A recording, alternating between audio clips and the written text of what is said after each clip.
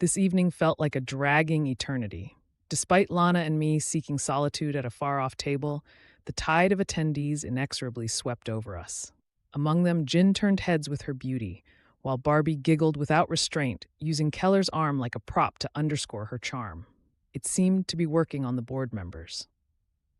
While they mingled with ease, I despised the crowd and remained aggravated by the company. Frowning at my second glass of champagne, Lana watched me, perhaps waiting for the moment my irritation would boil over. The outburst happened sooner rather than later. "Can't she just, seduce him right there?" I blurted, not entirely caring about the heads that turned in our direction. My rare display of openness put me on display. Keller's and Sashay's stares seemed to burn through me, yet I'm certain my words didn't carry far, or so I thought.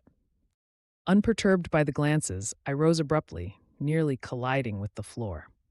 "I'm getting a drink. Fetch me when we're done." My voice was probably louder than intended, but it served to carve a path through the heedless throng of partygoers. At the bar, I met Jake, a charming law student with mischievous eyes that matched my increasingly lighthearted mood. We shared anecdotes, mine flavored with flirty undertones as the champagne continued its work. He was young, true, but harmless flirting never hurt anyone. As he told his story about a bizarre wild goose chase initiated by a demanding customer, his appeal increased with every laugh we shared. In the midst of laughter and another drink, a familiar presence loomed behind me.